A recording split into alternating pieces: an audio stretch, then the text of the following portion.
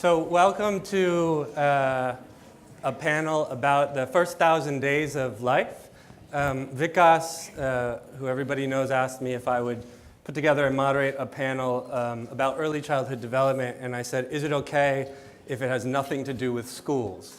And he said, do whatever you want. But I thought that it was important because I come from a foundation that's been working for almost 60 years on early childhood development and has held a deep belief that parents are a child's first teacher and that learning begins before birth, in fact, but certainly at birth. And when we started this work in the 1950s, I tell everybody in the 1960s that people thought we were a little strange. They said, why are you working with babies? They have nothing going on in their brain. They are living in a total buzz of confusion. They don't understand what's happening around them. You would even see medical literature saying they don't really feel pain. And so people thought we were a little strange that we had chosen to work on early childhood. Fast forward today, and many of you will know, now what they're telling us is babies are the smartest people on the planet. They have 1 million new neural connections every second. That changing small things in the beginning of life is the most effective way to change the future, not just of individuals, but of countries and communities and societies. And so there's been a lot more interest in this topic since we began, and a lot more excitement, and I'm very pleased to have an exceptional panel who can share their own views on this. And some of the countries that I would say are really pioneers in this for a very long time, Brazil and Jamaica. So I'm going to introduce the panelists, and then I'm going to start with Elisa. But Elisa is a teacher from Mexico, and we wanted to start with her because that's where it starts, at the ground. And she's a teacher who understands that what happens at home matters. She's going to tell us a little bit about that. And then we're going to move on to Mariana, who works for one of the leading foundations in Brazil, and explain how foundations can play a role in improving early learning. Osmar Terra, a Minister of Citizenship from Brazil, also one of my heroes. He's leading what's probably the largest scale-up in early childhood development in the world right now. A really exceptional program that he'll speak about called Criança Feliz. Minister Floyd Green, Jamaica, we'll talk about it later, has been a pioneer in this area since the 1960s. We'll also talk about the Brain Builders program that they're working on, and Annette Dixon, who's the vice president at the World Bank Group, who in the past 5-6 years have really taken a much bigger interest in this area, give us a sense of what's going on around the world. So Elisa, we wanted to start with you as a teacher who works in schools, who works with families. Why does early childhood matter to you? Well, when my kids were born, my own children, I was amazed how easily and joyfully they could learn almost everything. Now, I wasn't a teacher back then, but I just wanted to make the most of those precious early years. I found a book called How to Teach Your Baby to Read. I know the title isn't Italian. I read it, and soon enough, I was carrying out a program with my own kids at home, which included early reading, music, arts, physical development. Oh boy, we had a wonderful time. Now, when it was time for my firstborn to go to school, my problem is that I could not find a school in my hometown in Mexico, Aguascalientes, in the belly button of Mexico. I could not find a school that was stimulating enough. They were all very traditional and, may I say, even a little boring. So I ended up founding my own school. But that's another story. What I want to stress today is that parents, as you said, are the first, but also the most influential teachers a child will ever have. It doesn't matter if they are aware or not, the parents, if they are aware of their role or not as teachers of their own children. But too many families around the world lack the resources or the knowledge to provide for an environment, a rich, stimulating environment at home. And one organization, an NGO, a governmental organization in Mexico called Prospera, which in Spanish means prosper, they were serving 7 million of Mexico's poorest families. And they found out that the kids that they were serving in this program, the Prospera kids, had very big problems when entering school. They were facing big challenges when coming into school. Because by the time they got into first grade, at 6, they were already way behind their peers. And as I said, these were kids from the poorest families in Mexico. Now, what was worse is that remedial programs at school were actually not being of any help. 3, 4, 5 years later, these kids were still behind, very behind their peers. So the people from Prospera said, okay, something is going on here. Or maybe there's nothing going on in the early years that we need to make it happen. So we came on board because, as you know, when kids come to school with severe academic difficulties, there are lots of things that teachers can do, but very often it's not enough to make it up and to help the kids raise up to the challenge. So we had to go way back before school, when the kids are still at home. That's the place where we come up. I began working as a volunteer for the Institute for the Achievement of Human Potential, an NGO in the US, where I received the training as a mother teacher. And I designed and implemented with this governmental institution, Prospera, an early development program focused on early language and early reading. And this was aimed for kids age 2 to 5 years old. We taught the parents how to teach their babies to read at home and increase their vocabulary, their language development. We provide them with the teaching materials. Each kit could be shared for up to 4 families at the same time. We trained facilitators that could visit families every few weeks and see how they were doing.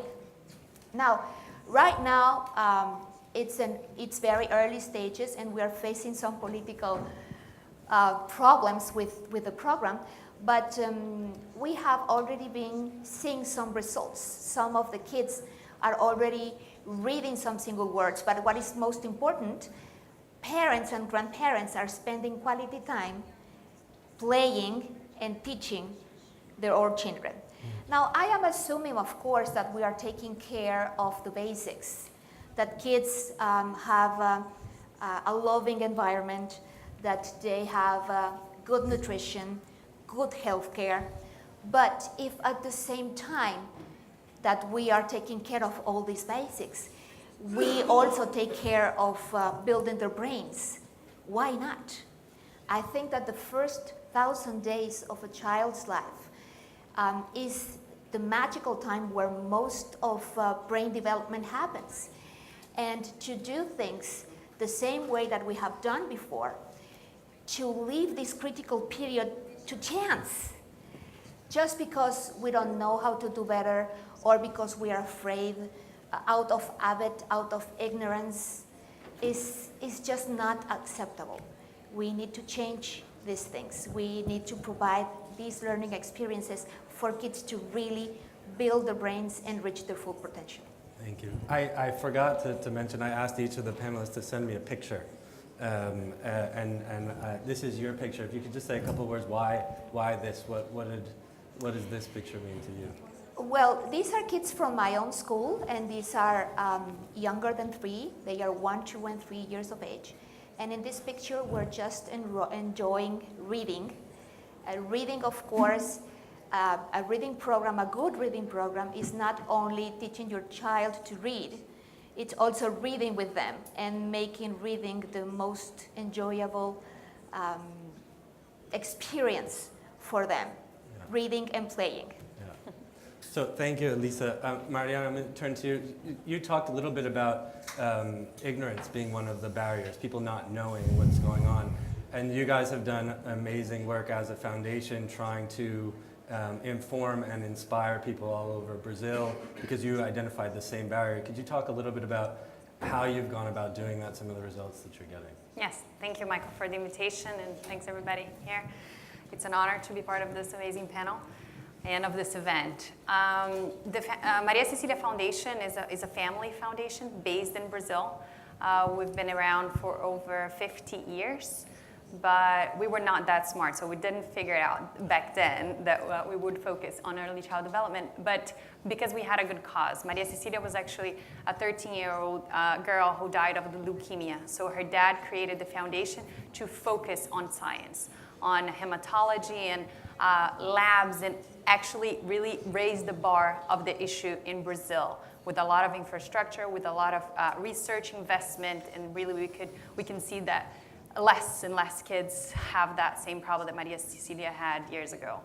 So when a shift in the foundation, we realized the science was, medicine was evolving, and the science was at a point that we would not need to be a part of it anymore.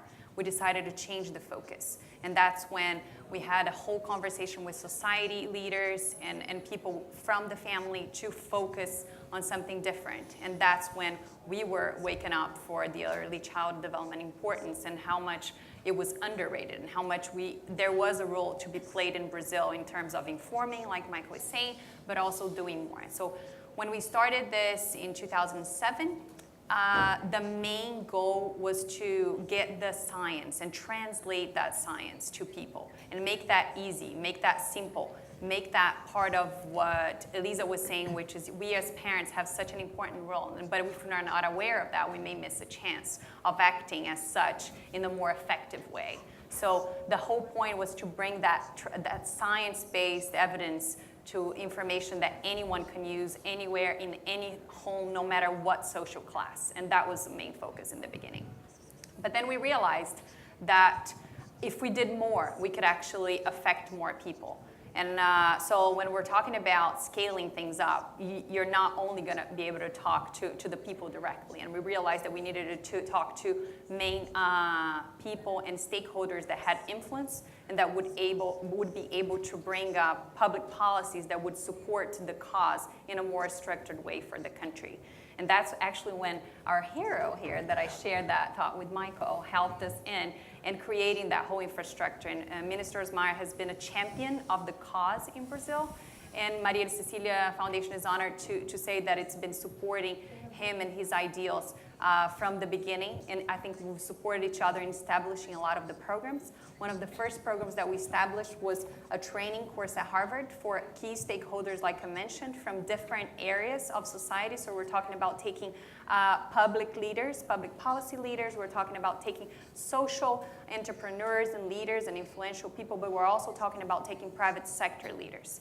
And we did that executive training. And today we're going to the 8th edition of that training course, which means that we have helped to be part of capacitating 500 leaders. And these were actually the people that created so much infrastructure that Brazil has today, and I'm sure that the minister is going to tackle. But I think that the key issue for us back then, it was that we needed that engagement in the hands of that people that could actually translate that into influencing things that could change and affect many more people. And I think that after that, we looked at journalists, training. So we've been doing that through putting things in the media and sort of pressuring what we call our more structured strategy, which is you have the public, the leaders, you have the private sector leaders, you have the social leaders, but you also have society that needs to pressure from the bottom up in order to create that change. And we do that through communication, but also through models. So the models are that we bring a lot of the best practices that are internationally been proven and all that evidence, and then we take that into action and we sort of adapt that to the reality of Brazil. You do have to remember that, you know, best practice, international practices are amazing, but countries have their own context. Brazil has many different contexts in itself. So when we translate those models, we also adjust to our own reality, to our own problems, to our own issues, and then we tackle that in a more effective way. But we had an important role in trying to bring that and implementing that on the field with local governments then. So you're trying to do on the federal level the policies, but then you have to go to the implementation side and work with the cities and the people on the ground to actually see how those policies are implemented. So I think those, and then just to mention the two focus areas that we're working at with all of these strategic approaches, we're working with education and with parenting. So based also on what you said in the role that the parents are so important, and based on the fact that we have 2 million kids until 6 years of age in Brazil, of which 7 million are underprivileged kids. So we have a third of our kids being underprivileged. And that means that the access of these kids to the policies that we're talking about are even lower. So the more work we do, the less we're going to have of that gap, and this is part of what we're looking at. So that's why parenting and school and in early education are our main focus, because then if you have 30% of those kids in school, you really need to tackle that 70% of the kids that are at home through the parenting skills. And that's been our dream. Honestly, you know, why we brief, why we're here, and it's been changing a lot. There were a lot of steps that we were able to take, but there's so much more to do. So we're excited. Thanks, Mariana. Just so you know, Mr. Terra is going to speak in Portuguese.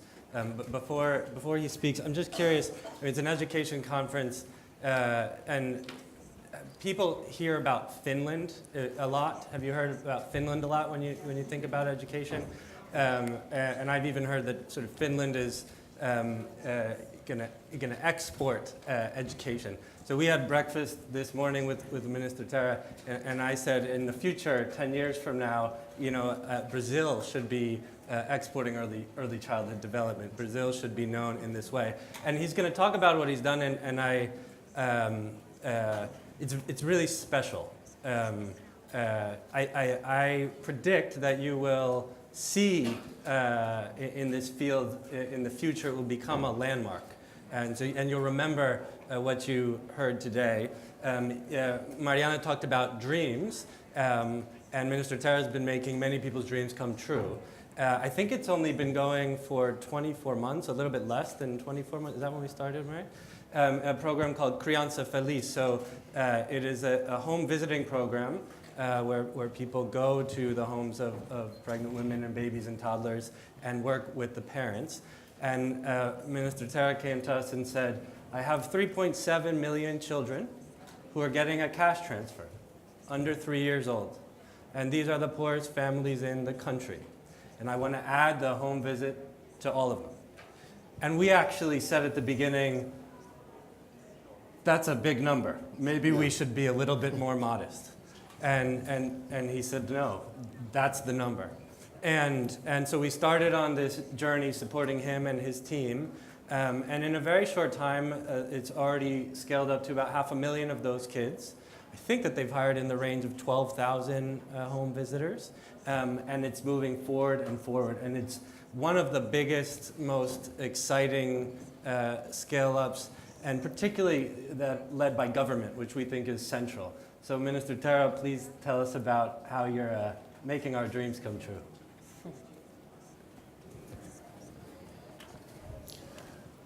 Bom, eu queria agradecer o convite para estar aqui hoje, né, e queria dizer o seguinte, eu sou médico de profissão, né, e entrei na carreira política, fui prefeito, secretário de um estado do Brasil chamado Rio Grande do Sul, secretário de saúde 8 anos, fui ministro no governo passado, continuo como ministro nesse governo, sou deputado, e eu sempre procurei descobrir qual a fórmula mais eficiente de uma política pública mudar a vida das pessoas, transformar a vida das pessoas, melhorar a qualidade de vida. E nessa busca, eu comecei a observar algumas coisas como médico, né? Por exemplo, o progresso que tinham as crianças com síndrome de Down quando elas eram estimuladas bem cedo, em comparação com aquelas que não eram muito estimuladas. Havia uma diferença enorme entre elas, né? Aquelas estimuladas tinham um desempenho muito melhor, né, no futuro. E aquilo sempre ficou na minha cabeça. E quando veio a década de 90, a década do cérebro nos Estados Unidos, a conferência da Casa Branca, me chamou muita atenção, eu comecei a ler as publicações científicas. E aí vi que tinha ali talvez a chave para uma política pública muito transformadora. Se nós conseguíssemos interferir positivamente junto com as famílias, no apoio a essas famílias, para as crianças de 0 a 3 anos, nós poderíamos mudar para sempre a história daquela criança e daquela família, inclusive nos programas de combate à pobreza. Eu tenho sob minha responsabilidade hoje no Brasil o programa Bolsa Família, o programa BPC, que é para pessoas com deficiência, são programas de transferência de renda, mas eles não diminuíram a pobreza. O Brasil hoje tem quase a metade da população brasileira é pobre, né? E perto da extrema pobreza, 25% da população. E a única maneira que nós temos de transformar essa realidade é trabalhar o desenvolvimento humano, e a educação. Mas a chave de um bom desempenho na escola é os primeiros anos de vida. Os primeiros anos de vida são a chave desse processo. E é muito importante, principalmente os primeiros 2 anos de vida, que somado à gestação são os primeiros 1000 dias, onde se desenvolve a parte socioemocional, desenvolve o apego, o attachment, né? Bem cuidada, a criança sendo bem cuidada nesse período, a interação do adulto com ela sendo muito positiva, ela vai aprender mais rápido, ela vai se voltar para o mundo, ela tendo a segurança emocional, ela se volta para o mundo para aprender e muda a história da vida dela e no futuro muda a história da família. O cérebro se organiza muito rápido, nunca mais, em nenhum período ou outro período da vida, o cérebro vai se organizar tão rápido quanto com os estímulos do início da vida, né? Então, nós pensamos num programa de grande escala, nós fizemos no estado do Rio Grande do Sul e evoluímos para esse programa. Tivemos a inspiração da Mary Young, que está ali com aquele celular ali, aquela blusa branca na segunda fila, que era do Banco Mundial, Anne. Ela nos ajudou muito quando ela estava no Banco Mundial e agora continua nos ajudando. É responsável pelos programas de primeira infância na China, né? Então, nós conseguimos estabelecer uma escala, né, de atendimento. É um programa de acompanhamento. Pode ir passando as fotos, diapositivo? Pode ir passando, tem mais. É um programa que tem uma lei, nós criamos uma lei no país hoje, que é uma lei, é o Marco Legal da Primeira Infância. Quer dizer, é obrigatório os municípios, os estados terem programas. Eu, como deputado, coordenei a feitura dessa lei, a aprovação. Passo o seguinte. E o nosso programa é um programa de promoção, de apoio às famílias em casa. É uma visita semanal. Então, esse é um dado importante. Não é uma visita de vez em quando. É uma visita toda semana, every week, né? Toda semana, o visitador é capacitado dentro de uma metodologia chamada CCD, Care Child Development, foi apoiado pela Unicef e pela Organização Mundial de Saúde, né? E nós trabalhamos e acompanhamos o desenvolvimento dessa criança. E também estamos monitorando, fazendo uma avaliação com grupos controle, para ver o impacto, né? A primeira linha de base que nós tivemos são as crianças filhas das famílias mais pobres no Brasil, as filhas do Bolsa Família. E a primeira linha de avaliação mostrou que elas têm 1/3, pelo ambiente que elas vivem, todas as crianças nascem com o mesmo potencial, com um potencial semelhante. O que vai fazer a diferença é o ambiente que elas vão viver a partir do nascimento. À medida que elas nascem num ambiente com poucos estímulos, a mãe tem um vocabulário pequeno, né? Diferente da mãe que tem um vocabulário rico, de classe média, que lê contos, lê livros para as crianças, isso faz uma diferença enorme. Ela vai formando memória de muitas palavras, enquanto que a outra, mais pobre, não forma essas memórias, vai formando menos. Aos 4 anos de idade, uma criança filha de uma família de classe média tem um vocabulário riquíssimo, várias vezes maior do que numa criança filha de uma família pobre. E quando chega na escola é um abismo a diferença. As famílias mais ricas ou de classe média falam melhor, se expressam melhor, a professora entende melhor o que ela fala, ela entende melhor o que o professor fala, e a outra não. E vai se estabelecendo uma desigualdade no desenvolvimento que vai afetar, vai fazer a outra repetir a condição de pobreza da família, ter menos escolaridade, e a outra não. Então, só pode passar. Nós trabalhamos com todas as populações, inclusive indígenas. Essa foto aí de uma indiazinha, né? Pode passar? Pode passar. Então, a gente trabalha com as mulheres grávidas, acompanhando o seu desenvolvimento, as crianças de 0 a 3, do Bolsa Família, as crianças que têm deficiência física, das famílias mais pobres, deficiência mental ou física, também são acompanhadas, essas por um tempo maior, até 6 anos de idade, né?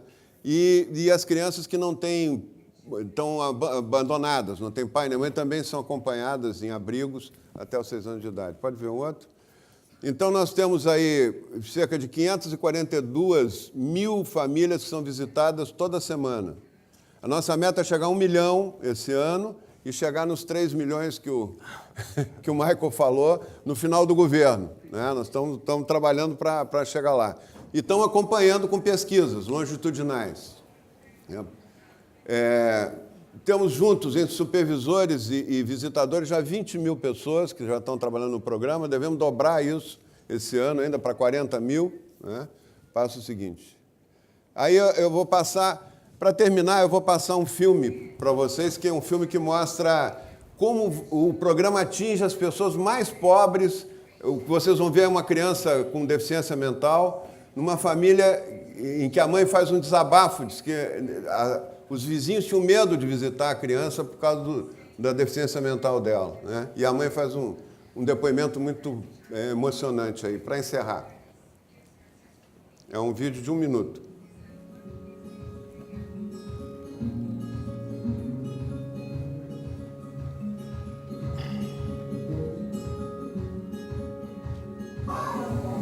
Bom dia.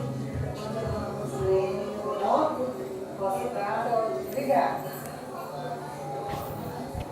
Eu quero a dona Rosilene, ela dedica mesmo a esse tempo para os filhos dela. Eu acompanho o Bernard do BC, né? Eu acho muito legal o interesse dela nas atividades e deles saberem a importância dessas atividades para o desenvolvimento dos filhos deles. Isso é muito legal, porque criança feliz. Dizer o que é bom, o que é certo. Principalmente ela explica muito o que é bom para eles, como fazer as coisas. Então, eu acho que isso é muito bom. Eu achei legal porque é a única pessoa que me diz para eles, sabe? Porque tem tantos projetos, eu não queria visitar ele. Fazer o exercício com ele. Hoje em dia ele consegue ficar de bronze na cama. Às vezes ele já consegue. Quando a gente vê, ele já está quase descendo da cama, porque ele não conseguia. Eu fiquei dando mais atenção para ele e ele vai melhorar muito mais, sabe? Ter uma infância adequada, se desenvolver de acordo com a sua faixa etária e possa ter uma vida adulta mais tranquila, passando longe desses riscos, dessas situações de violência que nós encontramos nessas áreas. O Criança Feliz, ele acaba sendo um pontapé para isso.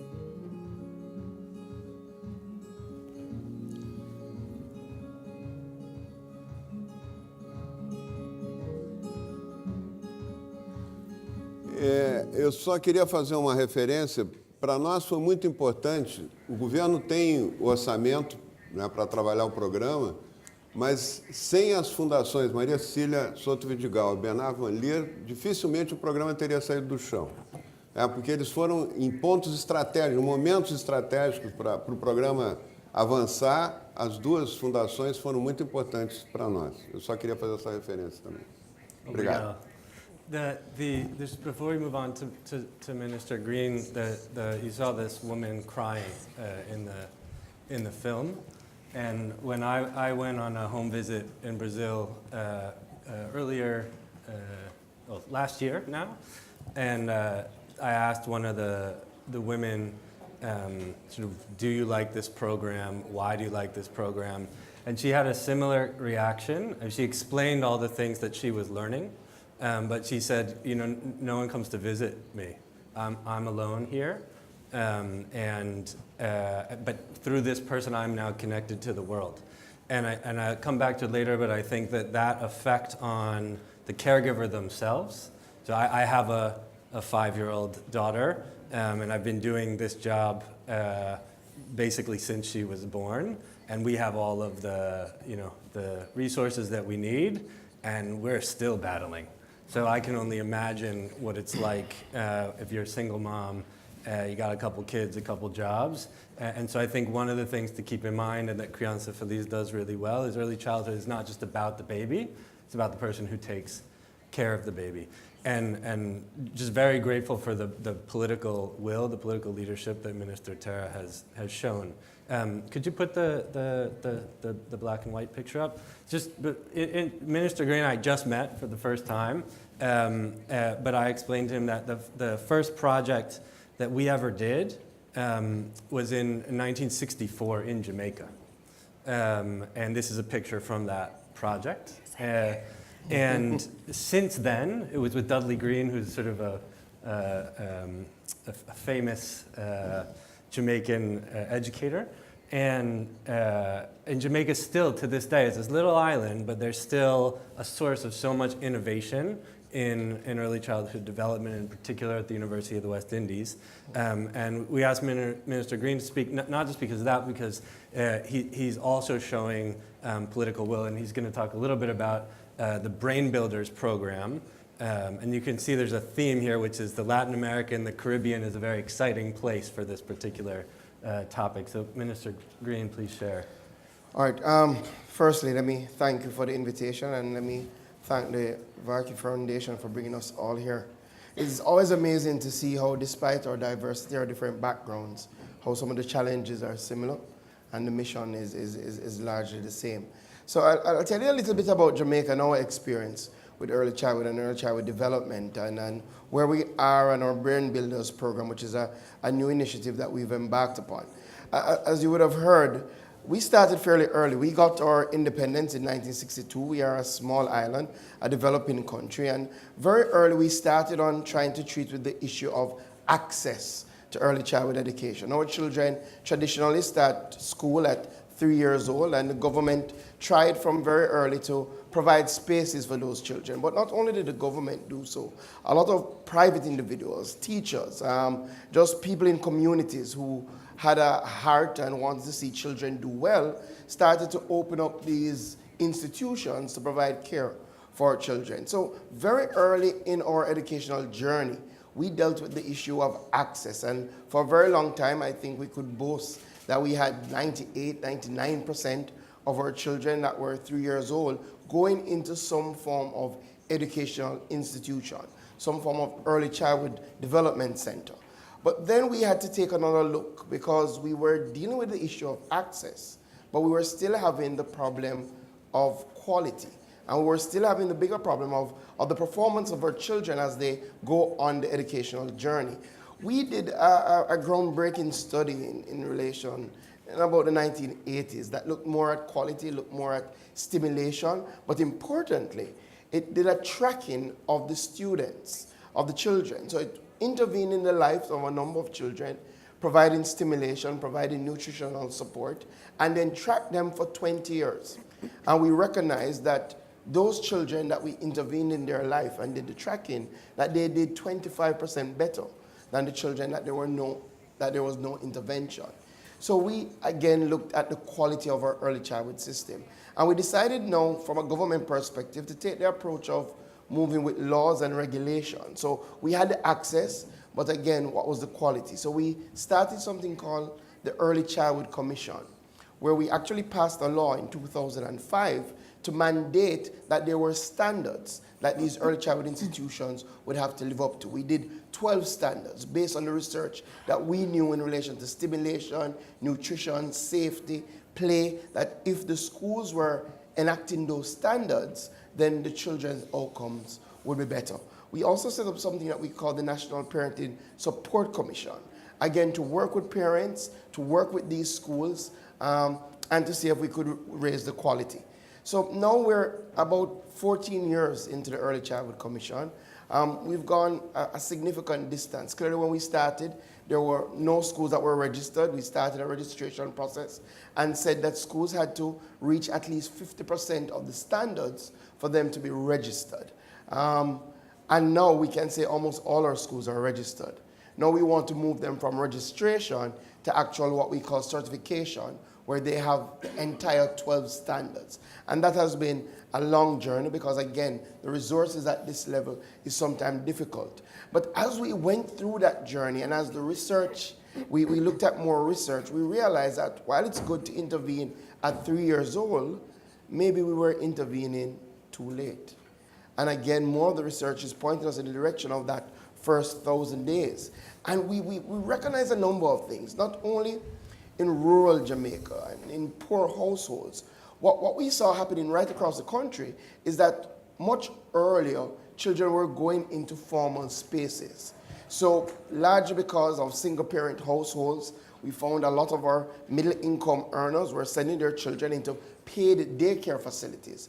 And those children were doing well. But a lot of our poor parents, our rural parents, never had the resources, nor did they have the facilities to send those children into earlier.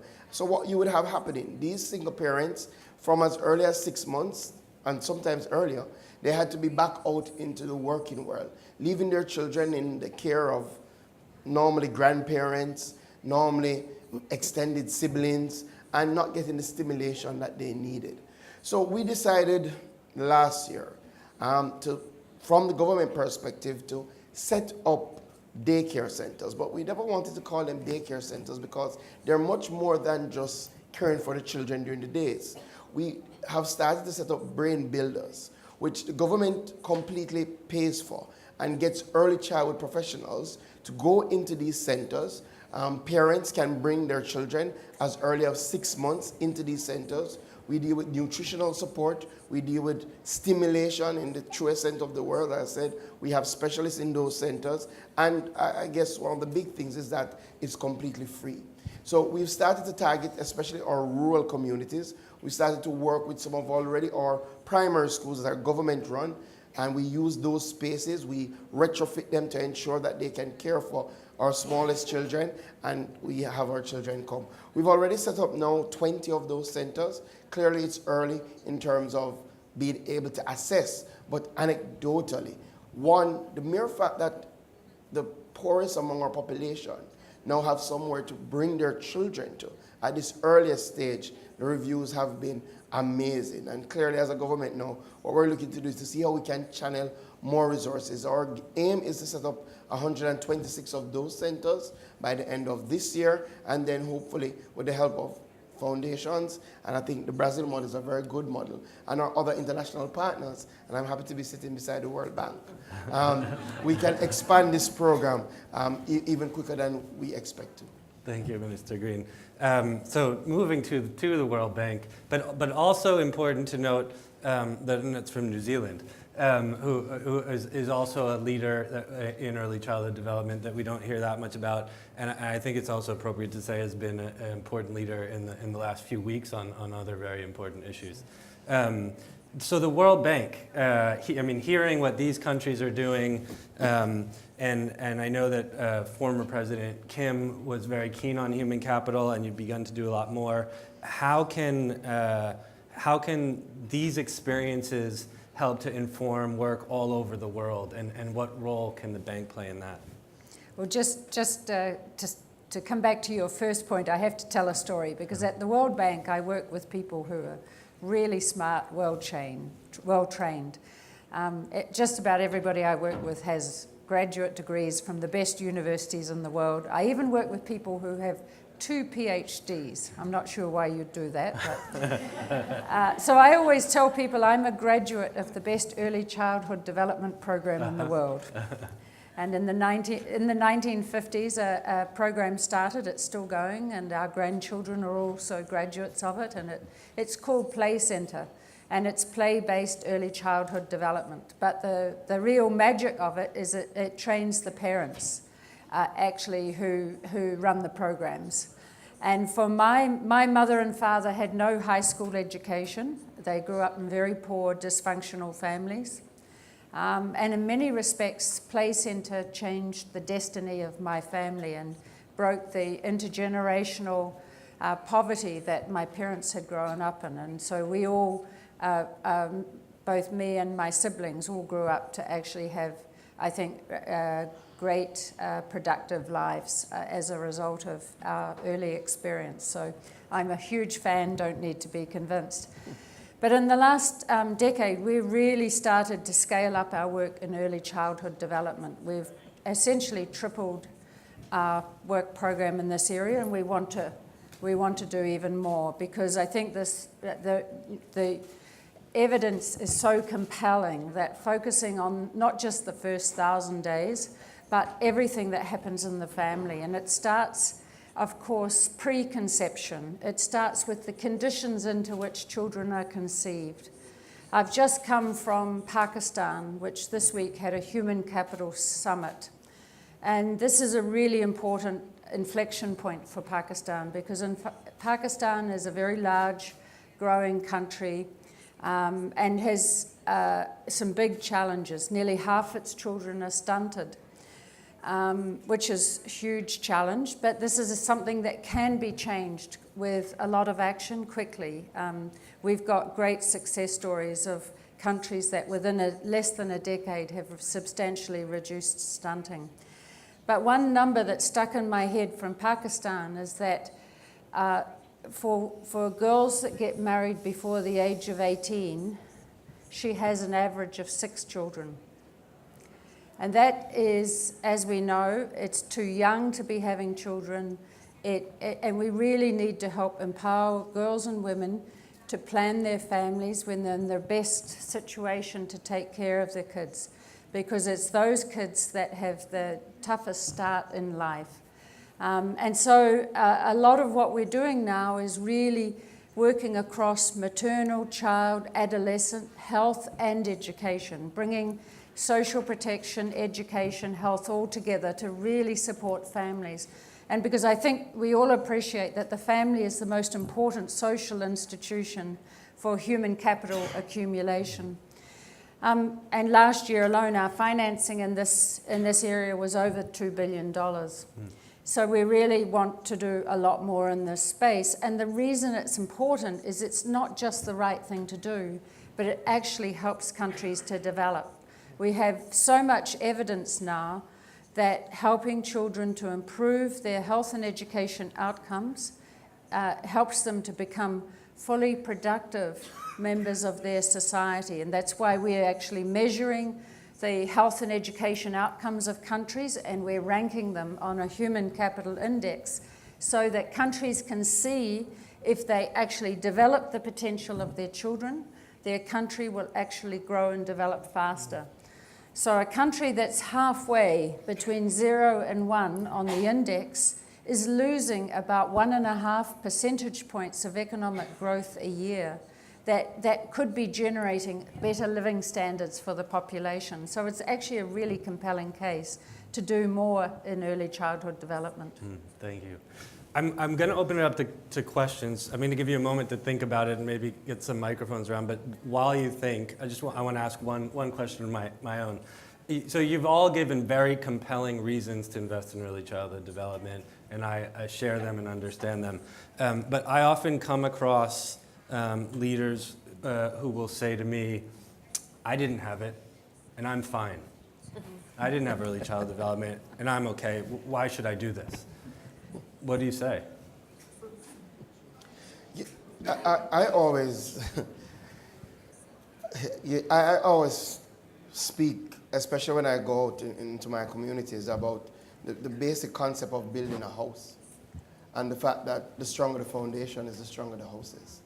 right? So yes, you are fine, so you have a house, but imagine how much better you could be, all right? So I think that has brought in our local Jamaican context, that you have to get it right from the start, because what you end up doing is playing catch up along the educational journey. And we spend a lot of money on remedial education right across our systems, right across the world. So at the secondary level, we spend money on school dropouts and getting them back in, and at the tertiary level. But imagine if we put some of those funds and channel them into getting it right from the very start of the educational journey. I believe that foundation, and again, we've seen the results scientifically. So with Jamaica, I think we're now sold, especially, it took us a long time, but tracking children for 20 years, it is a long process, but it was necessary, because we can actually say we see the real difference in the lives of the children. Have others come? Elisa? I would like to say, answer your question with another question. Are we really okay?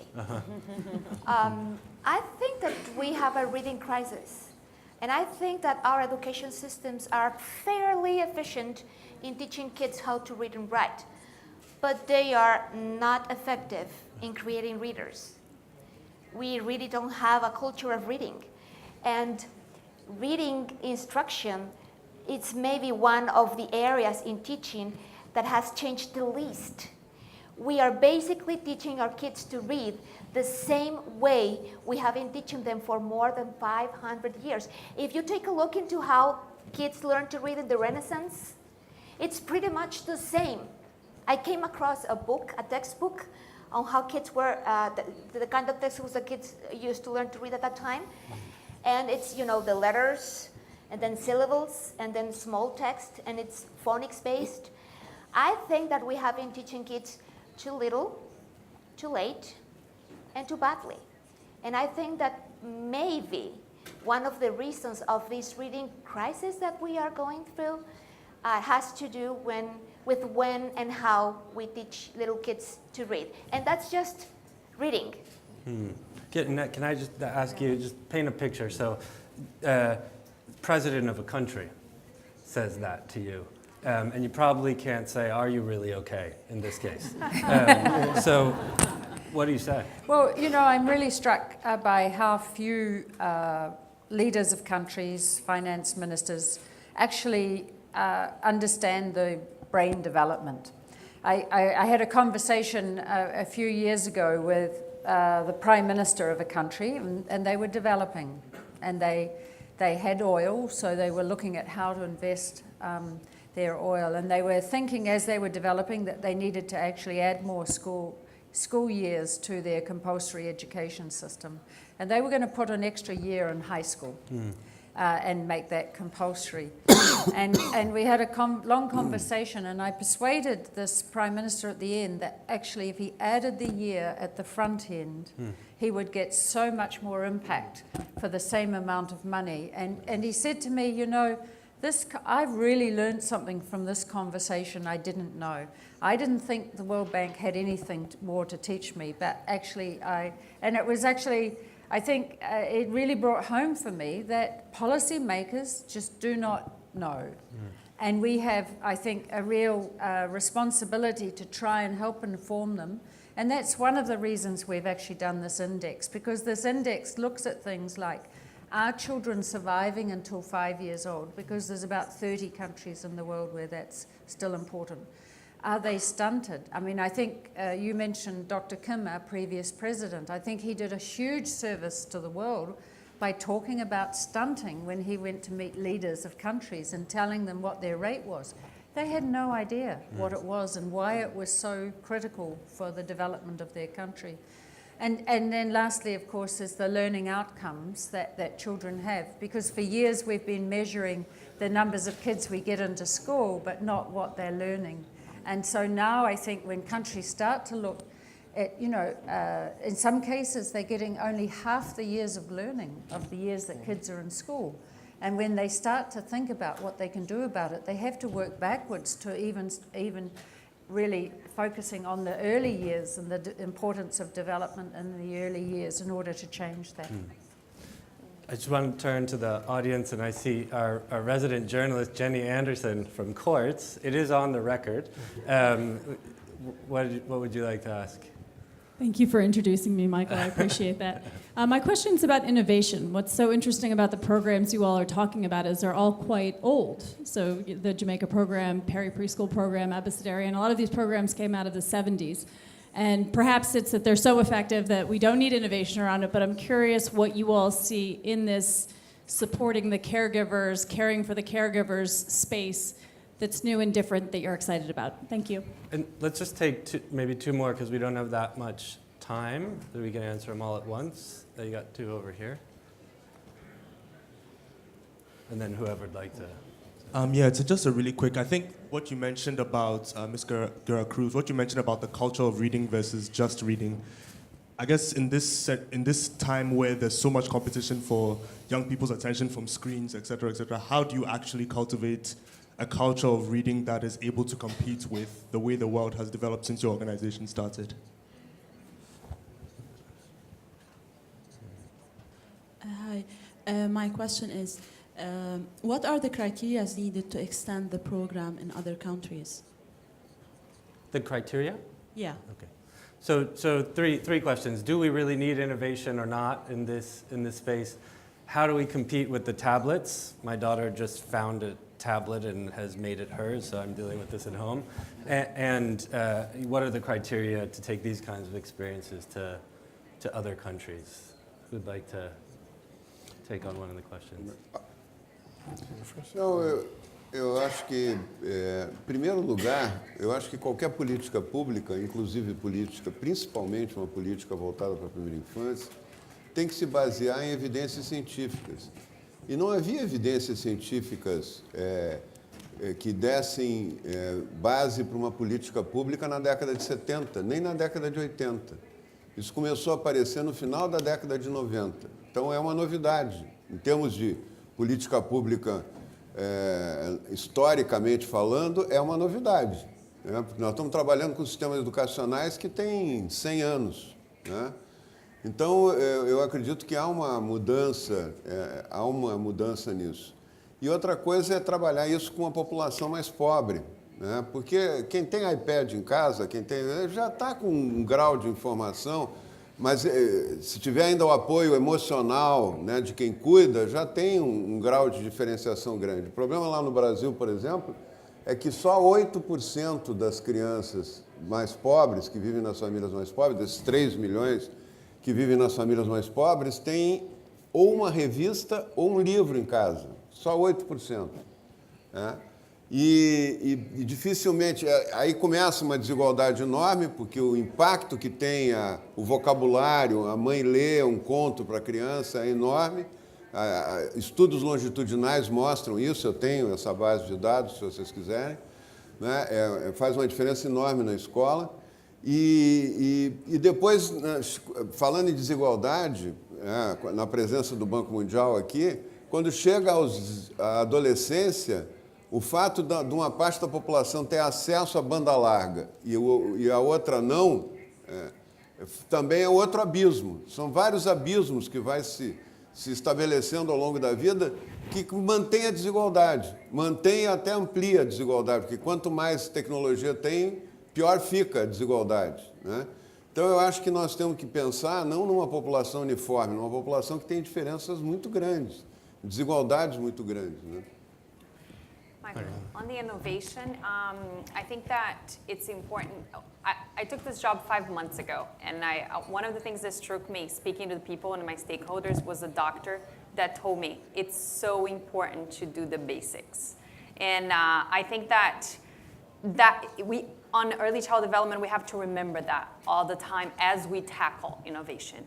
So you should, the principles, you have to do the basics, and there's a lot of room to scaling this up, because as was mentioned here, a lot of the public policymakers are not aware of the science, of the evidence of how public policy making can actually improve the lives of the underprivileged children.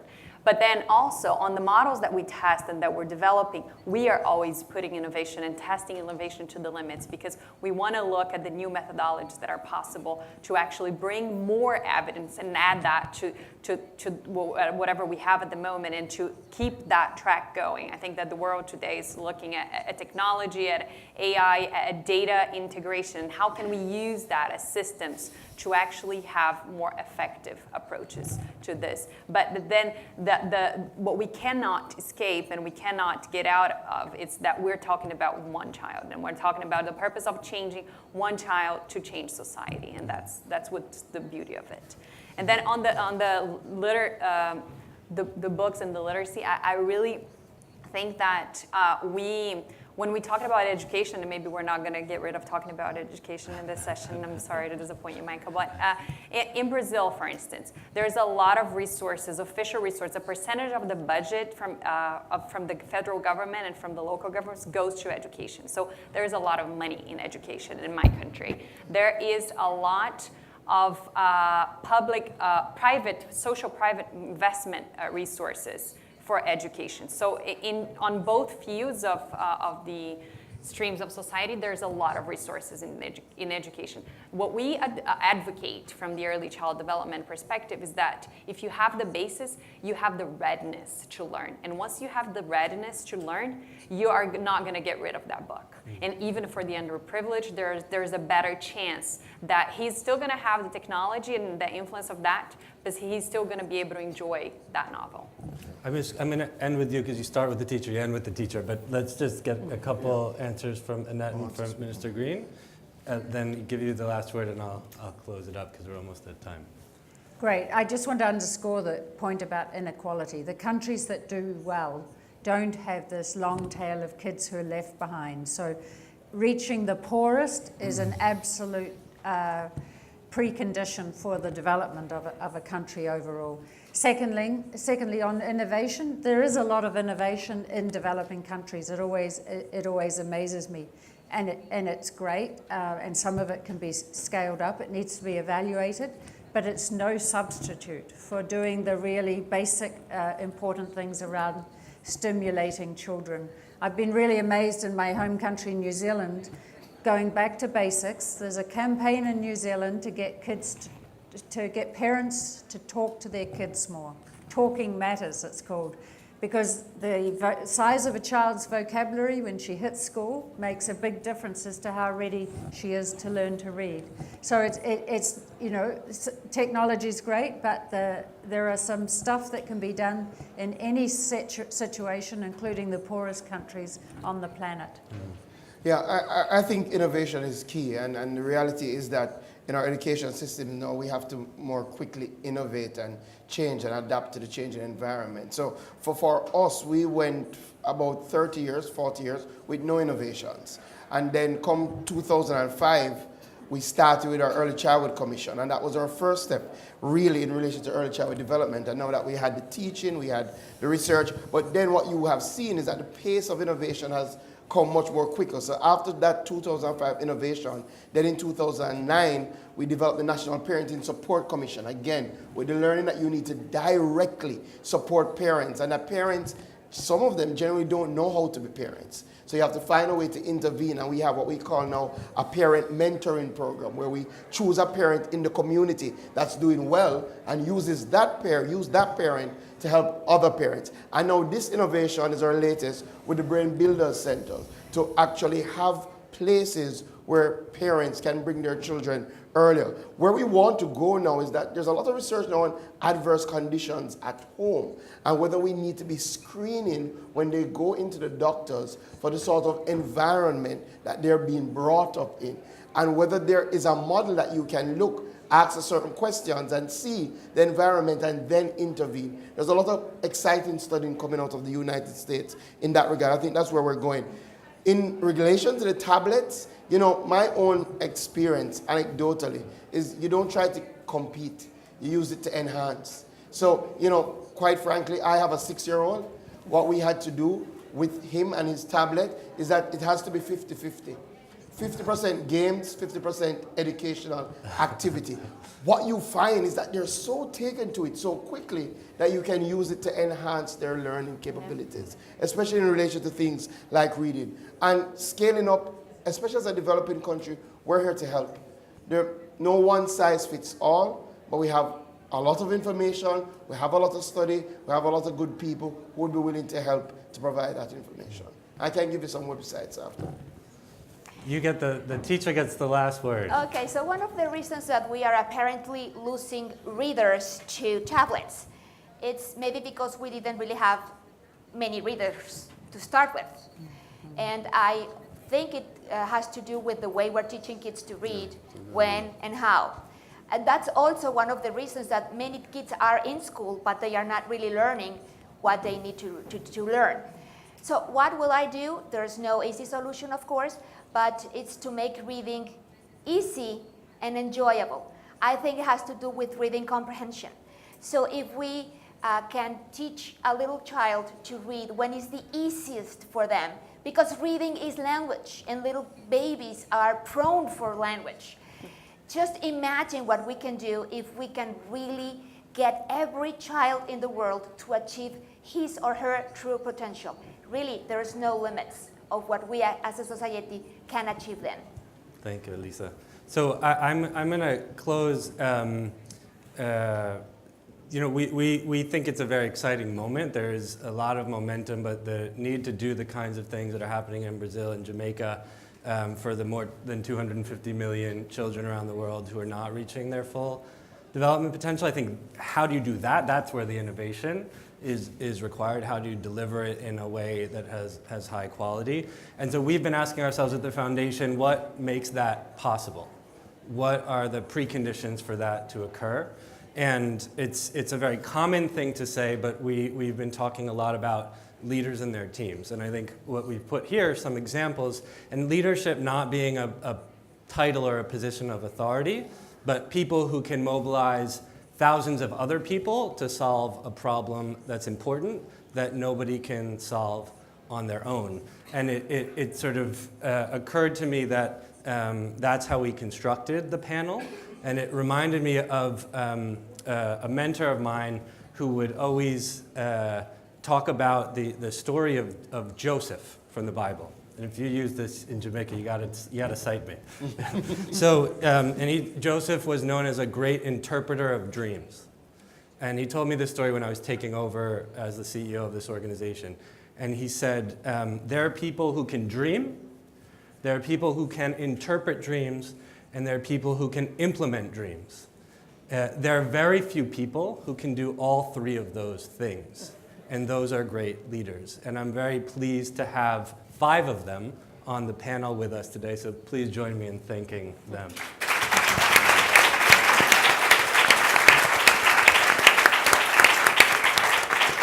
And encourage you to find the panelists. I'm sure if we had more time, there'd be more questions, but to ask them anything you'd like. Thank you. Thank you.